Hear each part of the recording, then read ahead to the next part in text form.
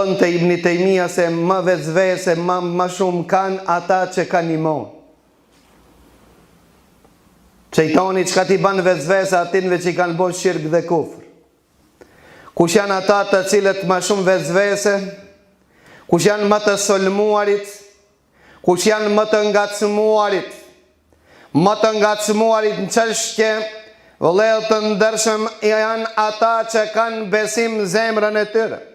Dhe kjo transmetohet me hadith të vërtet, që shokët e pejgamberit Allahut e banën një ankesë një ditë tek pejgamberi sallallahu alaihi wasallam dhe i thanë: ja Rasulallah, po ven shejtani po na ngacmon dhe po na ban vezvese shumë. Tha pejgamberi Allahut: çfarë po jo ban? Tha: po na ngacmon që s'kemi mundësi na ta shprehemi atë të cilën po na jedh shejtani në mendjen apo në zemrën tonë dhe po na ban vezvese në gjoksin tonë. Tha pejgamberi Allahut: a e keni gjetë këtë vezvese? A keni vezvese, depresione, ngacmime nga shejtani në gjoksat e juaj? Tha: po ja Rasulallah. Tha: kjo është shenja e imanit. Kjo është nga imani i qartë që gjindet në thellësinë e zemrës dhe gjoksit. Se ata të cilët kanë bërë kufër në Allahun, ata munafikët, nuk ngurojnë të shprejnë çdo send që i kalon në mendjen e tyre. Që t'i vena e shprejnë kufrin e ti kollaj, e shprejnë ofendimin ndaj Allahut azza wa jall kollaj, i ngjet beftan dinit Allahut dhe nuk mërzitet për asen.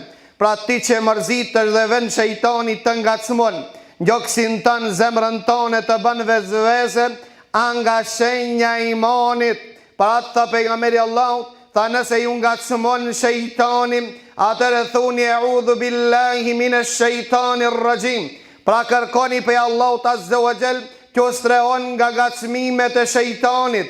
Me një transmetim tha pejgamberi Allahut, kur i thanë: ja Rasulallah, po ven shejtani po na ban vezvese dhe po na pyet dhe po na thot kush e krijoi kët dhe kush e krijoi kët, derisa po ven ngacmimi i tij, derisa po na çon në vezvese që ne ta pyesmi veten ton kush e krijoi Allahun. Tha: nëse ven shejtani dhe ju ngacmon në këtë formë, thuni amantu billah, besova në Allah. E transmetim: wa malaikatihi wa kutubihi wa rasul wal yawmil akhir. Dhe besuam caktimin e Allahut azza wa jall, të mirin dhe të keq.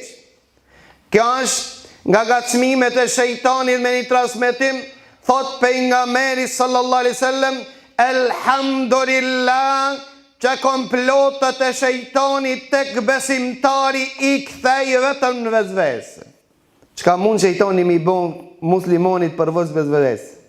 Namazlijës shejtani nuk mund diçka tjetër përveç se me ja të llovit recatët. Namazlijot nuk ka mundësi shejtani që ata përmbis namazlion vetëm vezvese. E ban vezvese në jetën e vetë, e shqetëson në shtëpinë e vetë, e ngacmon të rolin e vetë, e ban vezvese namazin e vetë, a mos ka fuqi shejtani që ta lajthit dhe që ta devijon besimtarin. Para ta Ibn Jauzi thoi ke hajduti nuk hin në shtëpinë e rënuar. E keni pa munafikët, jo namazlit? A i keni pa jo besimtarët nuk kanë vezvese? As kanë probleme me gruan, as kanë probleme në punën e vetë, as kanë probleme në shoqërinë e vetë, kushtimisht po thamë, edhe pse s'kanë lumturin gjoksin e tyre, nga se gjoksin e tyre është i zbrazd nga imani, pra shejtani s'ka punë me ta, nga se a je lu në rolin e shejtanit, edhe hajduti në magazinin e djegur kur nuk hinda. Shejtani çka të lipen të, çka të vjedhe, s'ka kur gjonda. Për këtë arsye nuk i ban vezvese.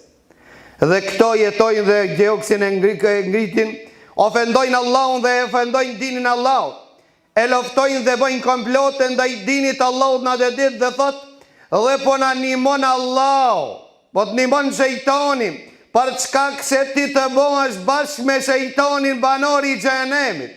Ndërsa njoni posa të ozohet, diçka thot kejt, diçka frimsën po marë, gjoksin po ma shtrëngon diçka, natën se po baj gjumpi andrave, kam problem dhe shqetësime, po normal, se ja ke prishën dostit tanë, ja ke prish udhëhecit tanë, ja ke prish bosit tanë, një ditë që ka qenë që të ka udhëheq, dhe ti e kënë gomor i ti që e ke bërë në shpinën tonë, e sot kër e ke sfidu shejtanin dhe i bo pishtar dhe robi Allahut azze wa gjell, shejtani ka me tarë për para dhe për mas dhe ka me të ngacmu gjaftas dhe majtas, vetëm e vetëm të lajthite nga rruga e drejt delikure ban shejtani këta, thot deri të preke sinceritetin zemrën tonë.